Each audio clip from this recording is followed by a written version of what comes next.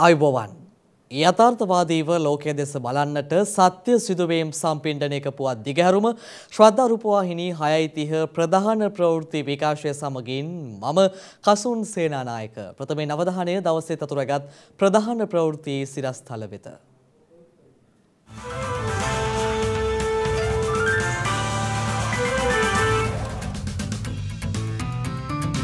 සම්බුද්ධ ශාසනයේ වැදගත් සිදුවීම් රසක් සිදු වූ උතුම් දුරුතුපුන් පොහෝ දිනය අදයි. ඔමික්‍රෝන් සමාජගත වෙමින් ඇති බවට සෞඛ්‍ය අංශවලින් අනතුරු ඇඟවීම්. ඔමික්‍රෝන් ප්‍රභේදය සමාජගත වෙමින් පවතින බවට අපිට ඉඟියක් තියෙනවා. ඉදිරියේදී විදුලි කප්පාදුවක් සිදු නොවන පරිදි අවශ්‍ය ඉන්ධන ලබා ගැනීමට තවදුරටත් සාකච්ඡා විදුලි බල අමාත්‍යවරයා පවසයි. දෙම වසර අවසානයේ කොවිඩ් වසංගතයේත් අවසන් කාලයේ විය හැකි බවට චීනයේ ප්‍රබල විද්‍යාඥයෙකු මත පළ කරයි.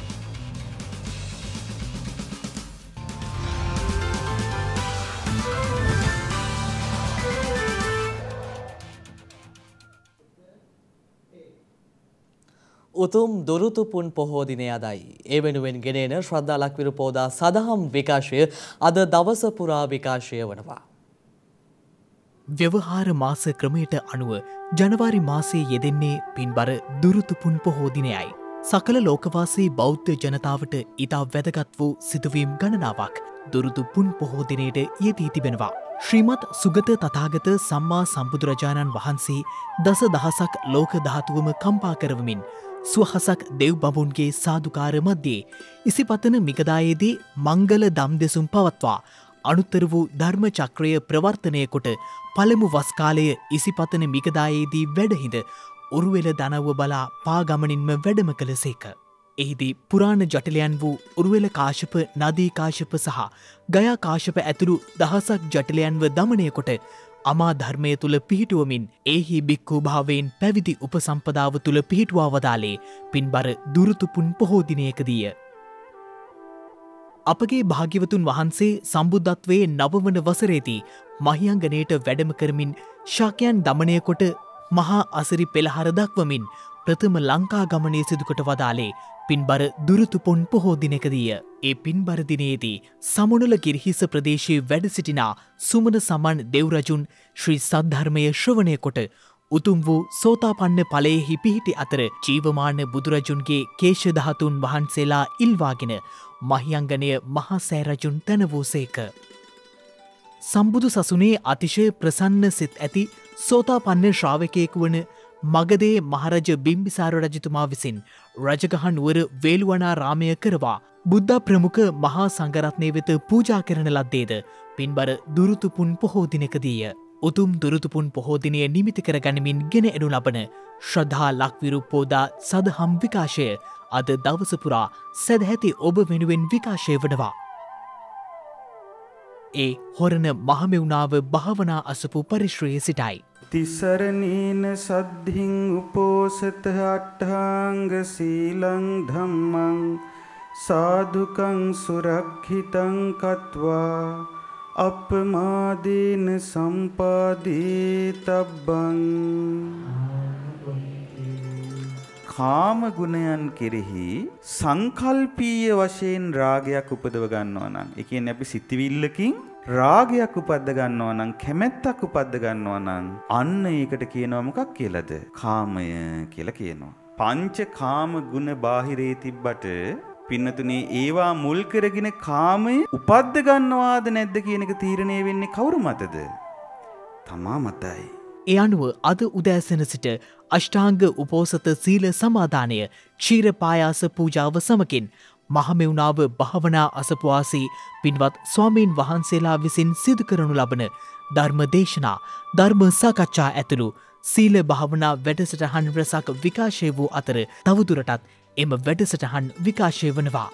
නිවසේ සිටම පිළිවෙත් පුරමින් එම වැඩසටහන් සමගින් එක්වීමට ඔබට හැකියාව පවතිනවා.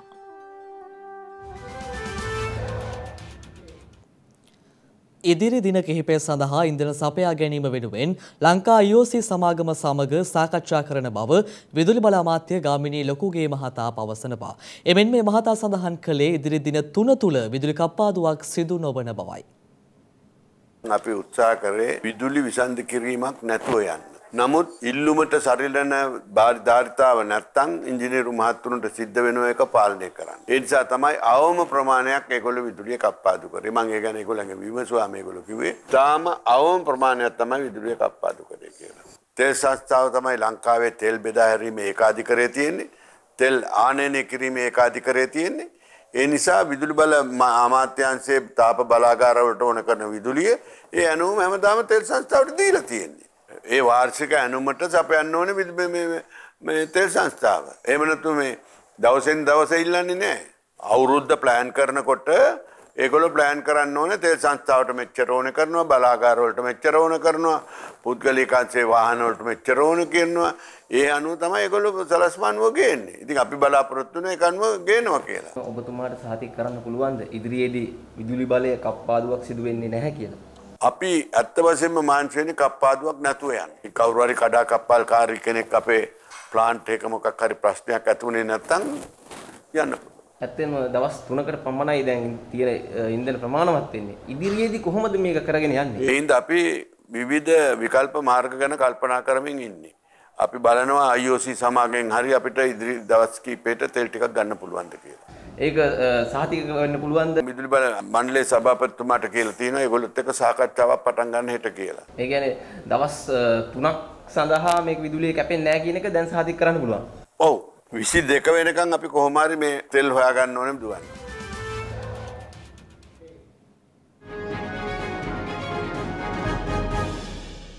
තවත් කොවිඩ් ආසාදිතයන් 690ක් ඊයේ මෙරටින් වාර්තා වීමත් සමග මෙරට සමස්ත කොවිඩ් ආසාදිතයන් සංඛ්‍යාව 5,96,347ක් දක්වා ඉහළ ගියා. එමෙන්ම මෙරට සමස්ත කොවිඩ් මරණ සංඛ්‍යාව 15,211ක් දක්වා ඉහළ ගියේ ඊයේ වාර්තා වූ කොවිඩ් මරණ 14ත් සමගයි.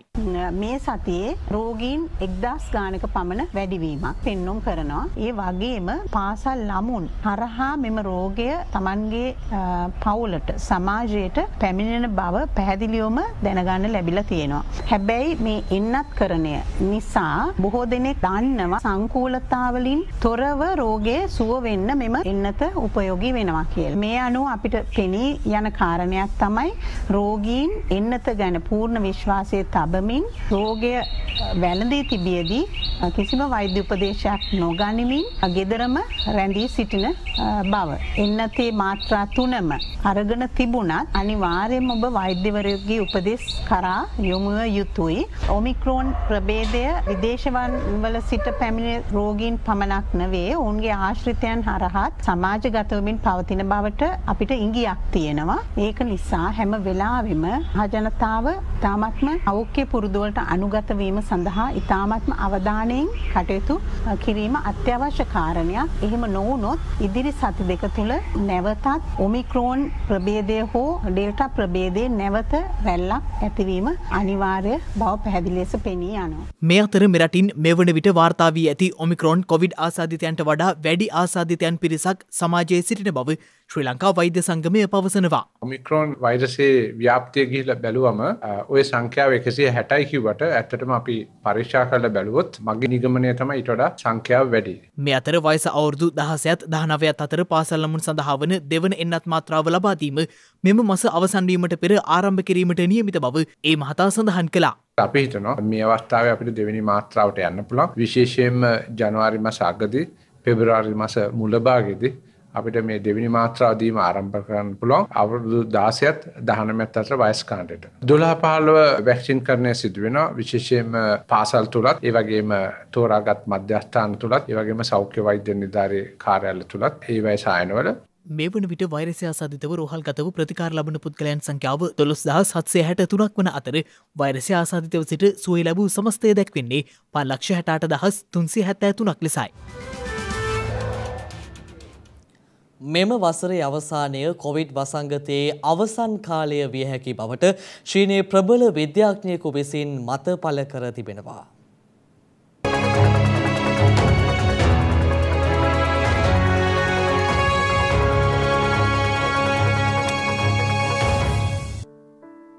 වසර දෙකකට අධික කාලයක් මුළුල්ලේ ගෝලීය වසංගතයක් ලෙසින් ව්‍යාප්ත වෙමින් පවතින කොවිඩ් වසංගතය මේ වසරේදී අවසානය වන විට අවසන් වනු ඇති බවට චීනයේ ෂැන්හයිහි ඉහළම බෝවන රෝග විද්‍යාඥයෙකු විසින් ප්‍රකාශ කර තිබෙනවා. ඒ අනුව එම විද්‍යාඥයා විසින් සඳහන් කර ඇත්තේ ඉදිරියේදී ප්‍රජා ප්‍රතිශක්තිකරණ මට්ටමට ළඟාවීම එන්නත් මගින් ස්ථාපිත කරන ලද ප්‍රතිශක්තිකරණ බාධකය හෝ මේ වසරේදී නව ප්‍රතිකාර ඖෂධ දියත් කිරීමට අපේක්ෂා කළත් මේ වන විට වසංගතයේ අවසානයට ලෝකය ආසන්න වන බවයි. SARS-CoV-2 හි ඩෙල්ටා සහ ඔමික්‍රෝන් ප්‍රභේද පිළිබඳව එම විද්‍යාඥයා විසින් සඳහන් කර ඇත්තේ ඒවා හුදෙක් වෛරසයේ විකෘති පමණක් වන බැවින් කාලයත් සමග ඉදිරියේදී වෙනස් විය හැකි බවයි. කෙසේ වෙතත් SARS-CoV-2 වෛරසයේ ඉදිරි විකෘතිතා පිළිබඳව ලෝකයේ බරපතල ලෙස සැලකිලිමත් විය යුතු බවටද ඔහු ප්‍රකාශ කර තිබෙනවා. නමුත් කොවිඩ් වසංගතය සමග මෙතෙක් කළ කටයුතුවලදී විද්‍යාඥයන් රැස් කර ඇති අත්දැකීම් සමග අනාගතයේදී වෛරස විකෘති වීම හමුවේ එයට මුහුණ දීමට හැකිවනු ඇතැයි විශ්වාසය පළ කරන බවටද ඔහු වැඩිදුරටත් ප්‍රකාශ කරනු ලැබුවා. මේ අතර ආසියාතික රටක් වන නේපාලයේද අද සිට කොවිඩ් ප්‍රතිශක්තිකරණ එන්නත් කරණේ බූස්ටර් මාත්‍රාව ලබා දීම ආරම්භ කර ඇති බව විදේශ මාධ්‍ය වාර්තා කළා. සීග්‍රේන් ව්‍යාප්ත වන කොවිඩ් වෛරසයේ ඔමික්‍රෝන් ප්‍රභේදය සැලකිල්ලට ගනිමින් එලෙස බූස්ටර් එන්නත් කරණය ආරම්භ කරන බවයි නේපාලය විසින් දැනුම් දී ඇත්තේ. ඒ අනුව මෙම සතිය තුළ සෞඛ්‍ය සහ ආරක්ෂක අංශවල සමාජිකයන්ට බූස්ටර් මාත්‍රාව ලබා දෙන බවත් ඉන් අනතුරුව එරට වයස අවුරුදු 60 ඉක්ම වූ පුද්ගලයන්ව බූස්ටර් එන්නත් කරණයට යොමු කරන බවත් නේපාලය විසින් ප්‍රකාශ කර තිබෙනවා. මේ අතර මාස 6කට පසු නේපාලයෙන් වාර්තා වූ වැඩිම දෛනික කොවිඩ් ආසාදිතයන් සංඛ්‍යාව වාර්තා කරමින් ඊයේ එරටින් ආසාදිතයන් 4534 දෙනෙකු වාර්තා වී ඇති බවද විදේශ මාධ්‍ය වාර්තා කළා. ඒත් සමග එරට සමස්ත කොවිඩ් ආසාදිතයන් සංඛ්‍යාව 8,53,738ක් ලෙස සටහන් වන අතර මේ දක්වා නේපාලයෙන් වාර්තා වී ඇති කොවිඩ් මරණ සංඛ්‍යාව 11,620ක් ලෙසයි දැක්වෙන්නේ. 9 වන පාර්ලිමේන්තුවේ දෙවන සභාවාරය හෙටින් ආරම්භ වීමට නියමිතව තිබෙනවා. ශ්‍රී ලංකා ප්‍රජාතාන්ත්‍රික සමාජවාදී ජනරජයේ නවවන පාර්ලිමේන්තුවේ දෙවන සභාවාරය ආරම්භ කිරීම හෙට පෙරවරුවේදී සිදු කිරීමට සියලු කටයුතු සූදානම් කර තිබෙනවා. ඒ අනුව ජනාධිපති ගෝඨාභය රාජපක්ෂ මහතා විසින් හෙට පෙරවරු 10ට පාර්ලිමේන්තු ගර්භයේදී රාජාසන කතාව සිදු කිරීමට නියමිතයි. ඉතා චාම් අයුරින් මෙවර සභාවාරය ආරම්භ කිරීමේ කටයුතු සිදු කිරීමට සැලසුම් කර ඇති අතර වේත්‍රධාරී, නියෝජ්‍ය වේත්‍රධාරී, සහකාර වේත්‍රධාරීවරයා, කතානායකවරයා සහ පාර්ලිමේන්තුවේ මහලේකම්වරයා විසින් ජනාධිපතිවරයා පාර්ලිමේන්තු මන්දිරයේ වෙත කැඳවාගෙන ඒමටයි සැලසුම් කර ඇත්තේ. ඉන් අනතුරුව ජනාධිපති ගෝඨාභය රාජපක්ෂ මහතා විසින් ආණ්ඩුවේ ප්‍රතිපත්ති ප්‍රකාශය හෙවත් රාජාසන කතාව සිදු කරන අතර ඉන්පසු සභාව කල් තැබීම සිදුවනවා. ශ්‍රී ලංකා ප්‍රජාතාන්ත්‍රික සමාජවාදී ජනරජයේ නවවන පාර්ලිමේන්තුවේ දෙවන සභාවාරය විවෘත කිරීමේ අවස්ථාවට විදේශ රාජ්‍යතාන්ත්‍රිකයින් රැසක්ද සහභාගී වීමට නියමිත බව පාර්ලිමේන්තුව විසින් දැනුම් දී තිබෙනවා. තවද හිටපු ජනාධිපතිවරුන්, හිටපු අග්‍රාමාත්‍යවරුන් මෙන්ම අගවිනිසුරුවරයා, උපරිමාධිකරණ විනිසුරුවරුන් සහ නීතිපතිවරයා ඇතුළු සම්භාවනීය අමුත්‍රන් රැසක් සහභාගී වීමට නියමිතයි. මහනුවර ශ්‍රී දළදා මාලිගාව වන්දනාමානය සඳහා පැමිණෙන සැදැහැවතුන්ගේ පොදු පහසුව වෙනුවෙන් ඉදි කළ ටොම්ලින් උද්‍යානය සහ නාගරික රථගාල ඊයේ විවෘත කෙරුණා. ඒ අග්‍රාමාත්‍ය මහින්ද රාජපක්ෂ මහතාගේ ප්‍රධානත්වයෙන්. නාගරික සංවර්ධන හා නිවාස අමාත්‍යංශය යටතේ උපාය මාර්ගික නගර සංවර්ධන ව්‍යාපෘතිය මගින් මෙම උද්‍යානය නිර්මාණය කර තිබෙනවා. ඒ අනුව ඊයේ පස්වරුවේ මහනුවර දළදා මාලිගාවට පැමිණෙන වන්දනාකරුවන්ගේ පහසුව සඳහා ඉදි කළ මෙම ටොම්ලින් උද්‍යානය හා සහස් උයන නාගරික රථගාල උද්‍යානය විවෘත කෙරුණා. වන්දනාකරුවන්ට විවේක ගැනීම සඳහා කාමර පහසුකම්, සනීපාරක්ෂක පහසුකම් හා වෙළඳ කුටි 16කින් සමන්විත ටොම්ලින් උද්‍යානය ඉදිකිරීමට ලෝක බැංකු ආධාරය යටතේ වැය කළ මුදල රුපියල් මිලියන 374ක්. එමෙන්ම සහස් උයන නාගරික රථගාල උද්‍යානයේද විවෘත රංගපීඨයක්, හස්තකර්මාන්ත වෙළඳ සංකීර්ණයක්, බොජුන් පියසක්, ළමා උද්‍යානයකින් සහ විවේක පරිශ්‍රයකින් සමන්විතයි. ලෝක බැංකු ආධාරය යටතේ රුපියල් මිලියන 531ක් වැය කරමින් ඉදිකළ මෙම නාගරික රථගාල උද්‍යානය පැවති නාගරික රථගාල මත ඉදිකර තිබෙනවා. අපි දන්නවා අපේ අතිඋතුම් දළදා වහන්සේ වැදපුදාගෙන එන්නට එන මහජනතාවට බැතිමතුන් ඒ අයගේ අවම පහසුකම් සපයා ගන්නවත් ස්ථානයක් මහනුවර ඇත්තේ නැහැ. ජාතික පොළ කියලා අපි හඳුන්වපු ස්ථානේ ඒ අංග සම්පූර්ණ ගොඩනැගිල්ල මේ ව්‍යාපෘතිය හරහා ඉදි කරලා අධිකාරෝ අග්‍රාමාත්‍යතුමා අතින් ඒක විවෘත කෙරුවා. මහනුවර විශේෂයෙන්ම දුර බැහැර සිට බස් වලින් ඇවිල්ලා දළදා හාමුදුරුවෝ වැදපුදා ගැනීමට පැමිණෙන බැතිමතුන් ඒ අයගේ අතපය පිරිසුදු කරගන්න, මල් වට්ටි ටික හදාගන්න, සුදු ඇඳුමක් ඇවිල්ලා මාරු කරගන්න, ඊටාම ඉහළ ප්‍රමිතිය තට්ටු 4කින් සමන්විත ගොඩනැගිල්ල මේ ව්‍යාපෘතිය හරහා ඒ කටයුතු අවසන් කරලා නගර සභාවට බාර දෙන්න හැකියාව ලැබුණා. අපි විශ්වාස කරනවා නගර සභාවත් දෙවනි ලංකාවේ දෙවනි ප්‍රධාන නගර සභාව හැටියට නගරාධිපතිතුමාත් ඒ කණ්ඩායම ඒ කටයුතු නිවැරදිව මෙහෙයවයි කියන කාරණේ අපිට විශ්වාසයක් තියෙනවා.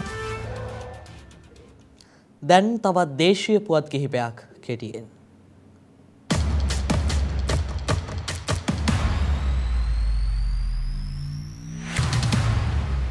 පහශ්‍රේණිය ශිෂ්‍යත්ව විභාගයට අදාළ උපකාරක පන්ති පැවැත්වීම හෙට මධ්‍යම රාත්‍රී 12 සිට සම්පූර්ණයෙන්ම තහනම් වන බව විභාග දෙපාර්තමේන්තුව පවසනවා. ඒ සම්බන්ධයෙන් විභාග කොමසාරිස් ජෙනරාල් LMD ධර්මසේන මහතා සඳහන් කළේ ඒ අනුව විභාගය අවසන් වන තෙක් අපේක්ෂකයන් සඳහා උපකාරක පන්ති සංවිධානය කිරීම, පන්ති මෙහෙයවීම, විෂයානුබද්ධ දේශන, සම්මන්ත්‍රණ, වැඩමුළු ආදිය පැවැත්වීම සම්පූර්ණයෙන් තහනම් වන බවයි. එමෙන්ම විභාගය සඳහා අනුමාන ප්‍රශ්න ඇතුළත් ප්‍රශ්නපත්‍ර මුද්‍රණය කර ඒවා බෙදා හැරීමද තහනම් වනු ඇති. 2021 වසරේ පස්වන ශ්‍රේණිය ශිෂ්‍යත්ව විභාගයේ ලැබෙන 22 වනදා පැවැත්වීමට නියමිත අතර විභාගය සම්බන්ධයෙන් පනවා ඇති මෙම නියෝග නොසලකා කටයුතු කරන්නේ නම් ඔවුන් වර්ධකරුවන් වන බවද විභාග දෙපාර්තමේන්තුව විසින් දැනුම් දී තිබෙනවා.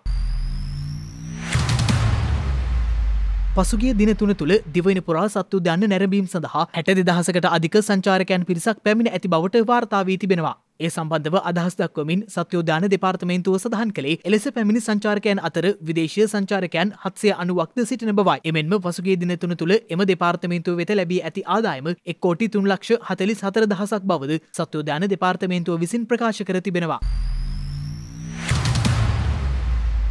කඳුකර කොටියන් සහ හඳුන් දිවියන් දිවා රාත්‍රී දෙකෙහිම ගොදුරු සොයා නිරන්තරයෙන් තම ගම්මානවලට පැමිණීමෙන් තම ජීවිතවලට අවධානමක් පවතින බව හැටන් කොටගල කමර්ෂල් සහ සමගිපුරම් ගම්මාන පදිංචිකරුවන් පවසනවා. එම ගම්මාන දෙකෙහිම පවුල් 500කට ආසන්න පිරිසක් පදිංචිව සිටින අතර එම ගම්මානවලට ඉහළින් ඇති ගල් ගුහා සහ ගල් බෙන තුල මෙම කඳුකර කොටියන් සහ හඳුන් දිවියන් වෙසෙන බවටයි ගම්වාසීන් සඳහන් කර ඇත්තේ. තම ජීවිත අවදානම මෙන්ම තම නිවාසවල ජීවත් වන සුරතල් සතුන්ද කඳුකර කොටියන් හඳුන් දිවියන් විසින් ගොදුරු වශයෙන් රැගෙන යන බවට ගම්වාසීන් සඳහන් කර තිබෙනවා. ඒ හේතුවෙන් මෙලෙස ගම්වල සැරිසරන කඳුකර කොටියන් සහ අඳුන් දිවියන් වෙනත් රක්ෂිතයකට රැගෙන ගොස් මුදාහැරෙන ලෙසයි ගම්වාසීන් විසින් ඉල්ලා ඇත්තේ.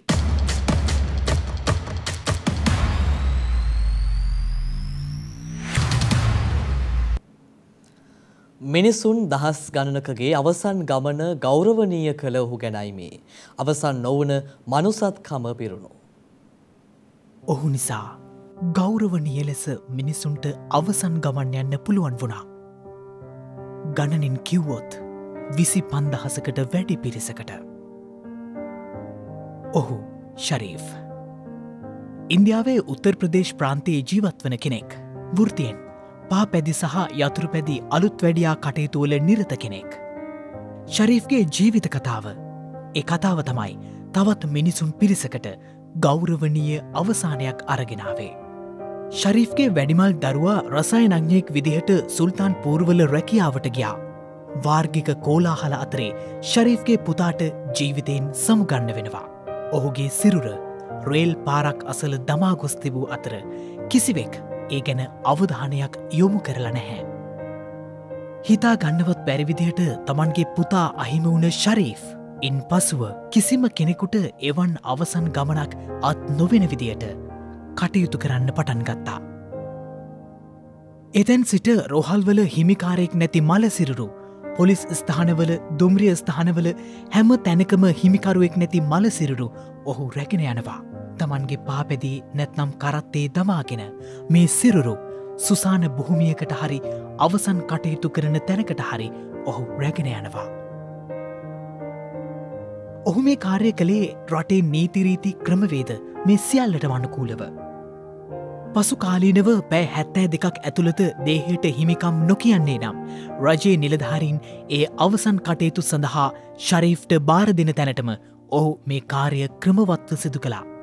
මේ විදියට ඔහු හිමිකරුවෙක් නැති මලසිරුරු 25,000කට අධික ප්‍රමාණයක් භාරගෙන ඔහු විසින්ම අවසන් කටයුතු ගෞරවනීය ලෙස සිදු කරලා තියෙනවා. ඒ අවුරුදු 30කට ආසන්න කාලයක් තිස්සේ.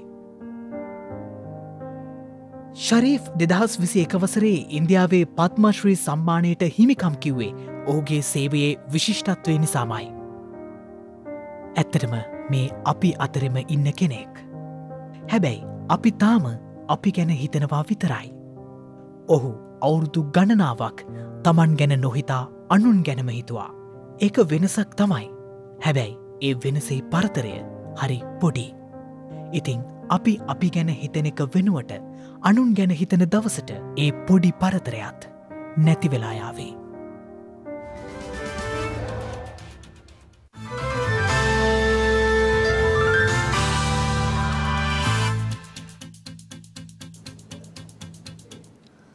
දැන් අවධානය විදෙස් පුවත් වෙත. දකුණු පැසිෆික් සාගර පත්ලයේ ගිනිකඳු පිපිරීමකින් හටගත් සුනාමිය හේතුවෙන් ටොංගා දිවයිනට වූ හානිය නිරීක්ෂණය කිරීම සඳහා නවසීලන්ත ගුවන් යානයක් යොදවා තිබෙනවා. විදේශ මාධ්‍ය වාර්තා කළේ ඕස්ට්‍රේලියාවද මෙම මෙහෙයුම් සඳහා එක්ව සිටින බවයි.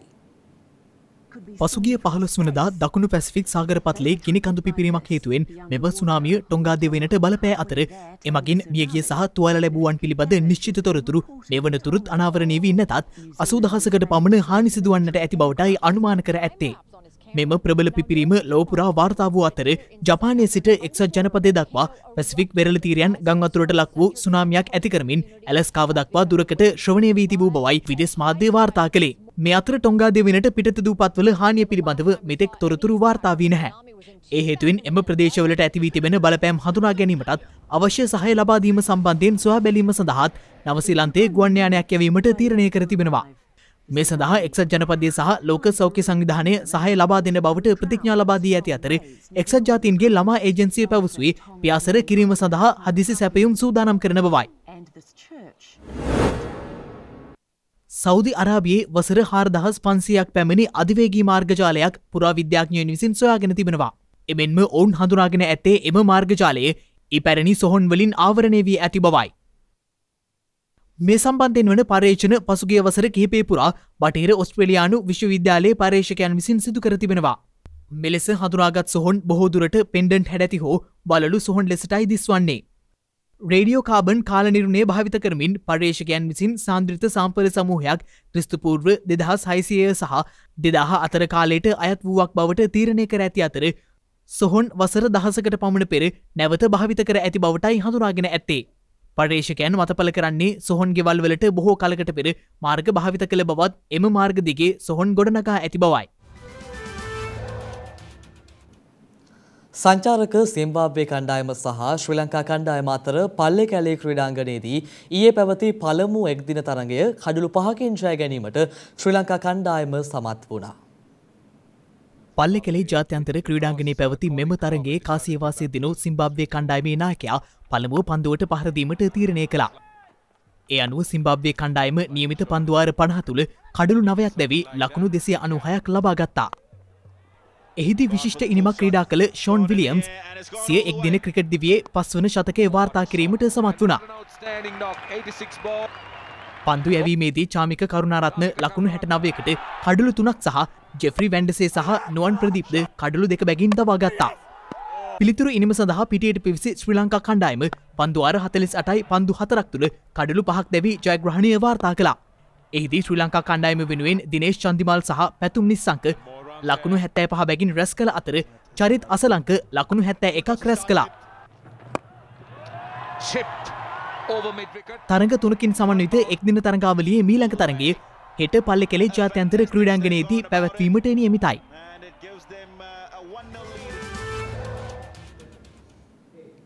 දිනක සටහන් නිමවන්නට මත්තෙන් හෙට දවසේ වැදගත්කම ගැනයි මේ අවධානය.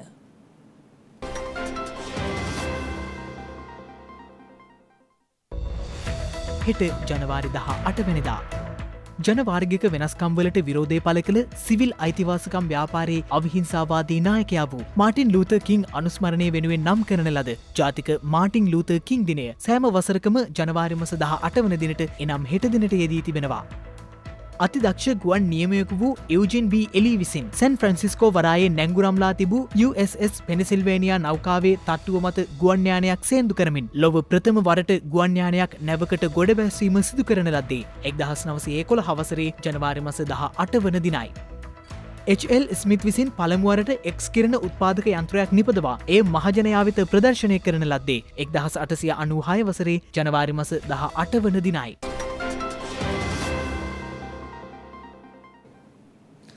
ඒ සමගින් ශ්‍රද්ධා ප්‍රධාන ප්‍රවෘත්ති විකාශය නිමාවට පත් වෙනවා. හමුවෙමු හෙටත් සවස 6:30ට. තෙරුවන් සරණයි. නම බුද්ධාය. මෙවැනි වැදගත් පුවත් නැරඹීම සඳහා ශ්‍රද්ධා TV News YouTube channel එක subscribe කර සීනුව සලකුණ වන්න.